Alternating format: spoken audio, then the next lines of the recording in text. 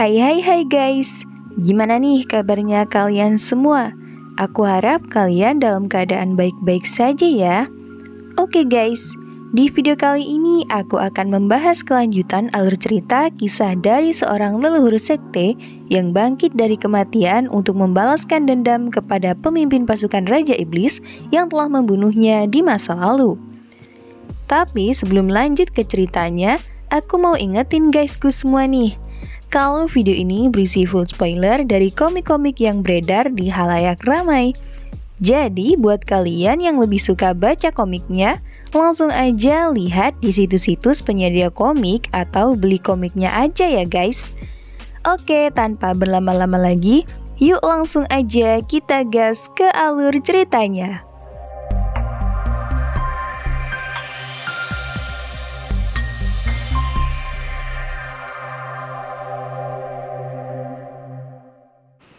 Melanjutkan part sebelumnya, kali ini Cheonma dan Hyeokgaek terlihat telah sampai di depan pintu gerbang Dugeon yang ada di Gunung Wuta. Akan tetapi ternyata tempat itu dijagal oleh geng Molin. Cheonma pun sangat kesal lantaran sejak dahulu kala geng Molin itu selalu menjadi pengacau.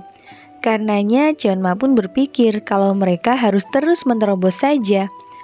Sementara itu, Hyeokgaek yang sedang membuka peta ternyata melihat kalau ada jalan kecil di samping tempat itu yang kemungkinan dibuat oleh orang lain. Untuk itu, Hyeokgaek pun mengajak sang majikan untuk pergi ke sana. Kendati demikian, Cheonma malah berpikir kalau mereka lebih baik menerobos tempat itu dan tidak perlu repot-repot. Karenanya, Hyeokgaek pun menyuruhnya untuk menghentikan omong kosong tersebut. Setelah beberapa saat berjalan, mereka berdua pun sampai di depan pintu masuk yang dituju. Hyeokgaek pun berpikir kalau ini semua adalah berkat skill dan pengalamannya, mereka bisa lebih cepat dan aman daripada menerobos gerbang utama. Di saat yang sama, Cheonma bertanya-tanya apakah mereka harus menghancurkan papan penghalang itu. Sontak Hyeokgaek pun menganggap kalau sang majikan tidak mengetahui apapun. Karena mereka tidak tahu monster apa yang ada di dalam, mereka harus tetap senyap dan cepat saat masuk ke sana. Alhasil Hyeokgaek pun segera menebas papan penghalang itu dengan pedangnya. Hal itu Hyeokgaek lakukan agar ia bisa menutup tempat itu kembali setelah mereka masuk.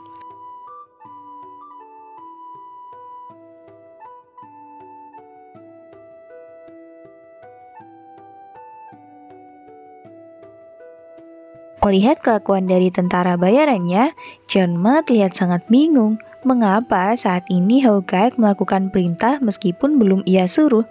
Cheonma merasa kalau Hyeokgaek berpikir ia akan memohon untuk diselamatkan saat hampir mati di Dugeon. Sontak Hyeokgaek pun sangat syok mendengar hal tersebut. Karenanya Hyeokgaek lalu berusaha untuk mengalihkan pembicaraan dengan berkata kalau penyebab ia sangat bersemangat untuk masuk ke dalam Dugeon itu, lantaran di dalam sana terdapat item yang sangat berguna. Item itu sangatlah mahal, bahkan mereka meminta hunter profesional demi mendapatkan benda tersebut. Dan lantaran Dugeon itu milik necromancer, mereka bahkan tidak tahu benda bagus apa yang ada di sana. Rupanya cara itu berhasil mengalihkan perhatian Cheonma. Karenanya ia pun menjadi sangat bersemangat untuk masuk ke dalam sana. Di saat yang sama, Cheonma juga berencana untuk menghabisi seluruh monster sendirian agar ia mendapatkan semua item itu. Setelah mereka masuk beberapa langkah, Hyeokgaek terlihat bingung saat melihat keadaan dinding gua yang tidak basah sama sekali.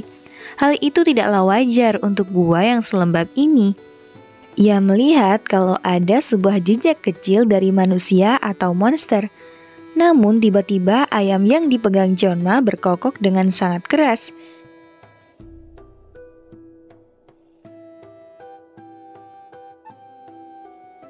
Tentu saja hal itu membuat Hyeokgaek sangat marah, lantaran suara berisik tersebut dapat membuat keberadaan mereka diketahui oleh monster. Kendati demikian, Cheonma menganggap kalau ayam itu melakukan tugasnya dengan baik. Cheonma pun menyuruh Hyeokgaek untuk diam dan mengikutinya saja. Hyeokgaek rupanya sangat bingung dengan kelakuan dari sang majikan yang dapat mengendalikan intuisi seekor ayam. Hyeokgaek juga merasa kalau ia tidak perlu mempersoalkan masalah tersebut, mengingat saat ia memutuskan ikut masuk ke tempat itu, ada resiko kematian yang bisa saja menimpa dirinya. Di samping itu, Hyeokgaek juga ingin lebih memahami peta itu untuk mencari jalan kabur jikalau mereka terdesak. Ketika ia melihat peta itu, Hyeokgaek terlihat sangat terkesima lantaran peta tersebut dibuat dengan sangat akurat dan rinci. Dalam perjalanan itu, Hyeokgaek terus memikirkan jalan yang akan mereka ambil. Di saat bersamaan, ia mengira kalau sang majikan sedang berhayal dengan percaya kalau seekor ayam bisa menuntun mereka. Hyeokgaek merasa kalau sang majikan akan menyadari seberapa penting peta yang mereka bawa saat masuk ke lantai 2 dan lantai 3. Di mana di lantai itu, horornya Dogeon ini baru akan dimulai. Di sisi lain, Cheonma mulai merasa sangat kesal, lantaran jalan yang ia lalui sangatlah panjang. Hyeokgaek mengatakan kalau jalan yang mereka lalui saat ini adalah jalan terpendek. Kalau mereka terus berjalan lurus, mereka seharusnya menemukan tangga yang mengarah ke lantai 2. Akan tetapi, Hyeokgaek terlihat sangat terkejut setelah mengetahui kalau di depannya terdapat 2 jalur yang tidak terdapat di peta. Karenanya, Hyeokgaek berpikir kalau mereka tidak punya pilihan lain selain memilih salah satu dari jalan tersebut. Di saat bersamaan, ayam itu kembali berkokok dengan sangat keras. Tak lama kemudian, Cheonma pun memutuskan untuk mengambil jalur sebelah kanan. Sontak hal tersebut tentu saja membuat Hyeokgaek sangat kesal, lantaran sang majikan merasa kalau dirinya mengerti dengan apa yang dikatakan ayam itu. Cheonma berkata kalau Hyeokgaek sudah salah paham. Ia membawa ayam itu bukan karena Cheonma mengerti dengan apa yang dikatakan oleh si ayam. Cheonma berkata kalau dengan menggunakan suara kokokan ayam itu, ia bisa mendengar suara gema dari setiap lorong, di mana jalur sebelah kiri ada dinding setinggi 7 meter yang membuntu jalan itu. Sedangkan jalur kanan memiliki jalur yang bersiku. Cheonma pun tidak habis pikir terhadap Hyeokgaek yang sangat kaget dengan hal tersebut. Kendati demikian, Hyeokgaek merasa kalau majikannya itu sangat percaya diri lantaran ini adalah kali pertamanya masuk ke dalam Dogeon.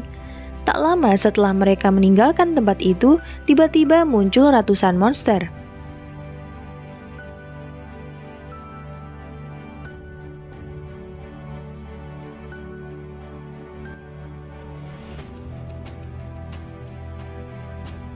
Para monster itu ternyata menyadari kalau ada manusia yang menyusup ke tempat mereka.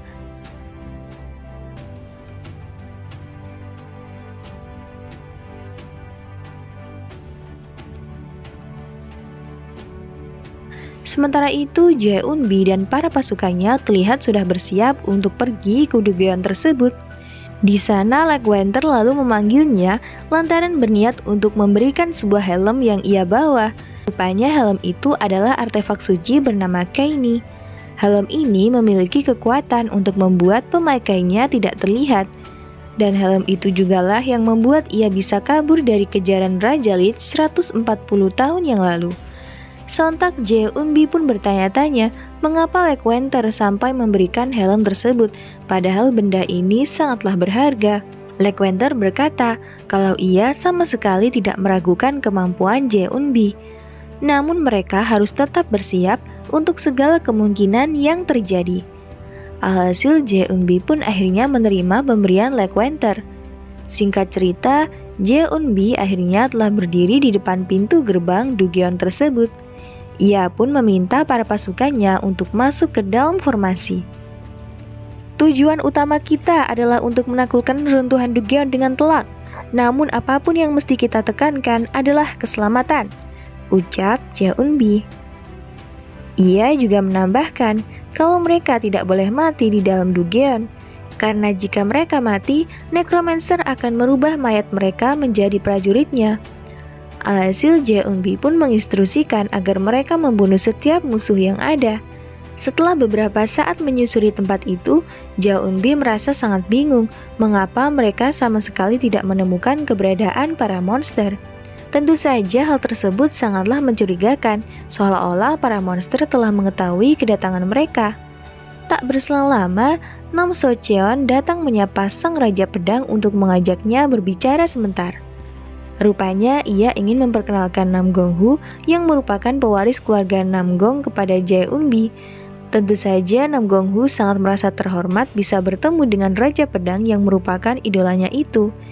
Jae Eun-bi lalu berkata kalau ia merasa bahwa Nam Gonghu telah mewarisi kekuatan ayahnya. Sang Raja Pedang itu merasa turut berduka cita atas kematian ayah Nam Gonghu.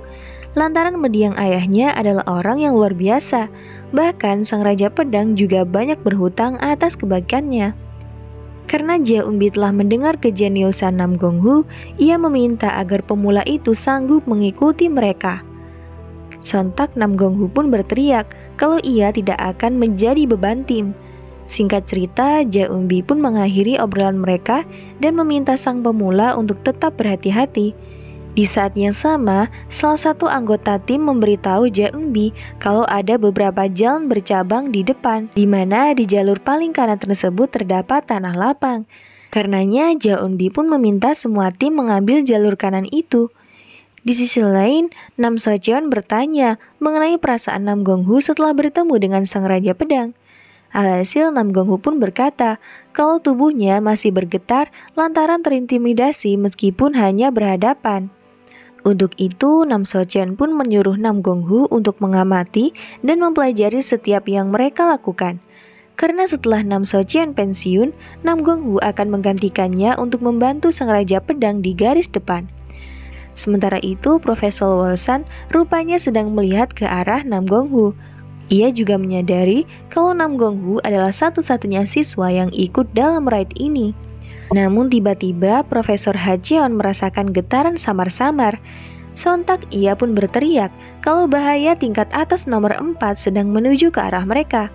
Tentu saja hal itu membuat semua anggota tim menjadi panik. Kan tetapi Jae Eun-bi meminta mereka untuk tidak perlu panik dan meminta para pasukannya itu untuk menghunuskan pedang mereka. Nam Socheon juga meminta kepada Nam Gonghu untuk tidak mengendurkan penjagaannya. Setelah melihat kedatangan dari para monster, Jae Eun-bi pun memerintahkan para pasukannya untuk menyerang.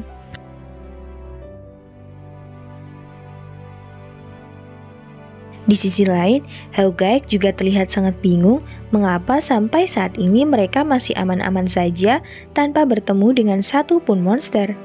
Ia mulai merasa kalau perkataan sang majikan mengenai kemampuannya mendeteksi jalur melalui pantulan suara kokokan ayam bukanlah omong kosong. Hyeogaek pun menyimpulkan kalau majikannya itu sebenarnya sangatlah kuat. Kendati demikian, Hyeogaek menganggap kalau hal itu sangatlah berlebihan. Di saat yang sama, Jeonma tiba-tiba berhenti dan berkata, apakah ia melihat musuh sedang berdiri di depan mereka?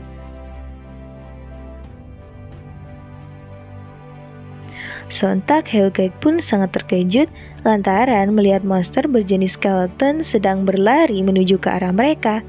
Tak hanya itu, di dalam kelompok tersebut juga ada giant skeleton dan juga ada skeleton meg. Dan mereka semua adalah monster dengan level ancaman 5. Dan jika para monster itu lebih banyak lagi, mereka bisa membunuh seekor wyvern. Kendati demikian, Jeonma malah melemparkan ayamnya dan berniat untuk menghadapi para monster itu sendirian. Sesaat sebelum pergi, Jeonma pun bertanya mengenai seberapa banyak yang akan mereka dapat jika ia membunuh semua monster itu. Namun Hyeogaek malah terdiam lantaran menganggap kalau sang majikan sudah tidak waras. Alhasil dengan muka seramnya, Jeonma berkata kalau ia akan mengetahui setelah membunuh semua monster itu. Sontak Jeonma pun melompat sembari mengeluarkan Bloodfist Demonic Art.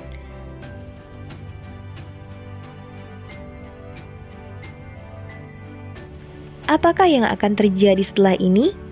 Kita akan mengetahui di video pembahasan alur cerita komik part selanjutnya. Jadi jangan lupa subscribe untuk notifikasi berikutnya ya.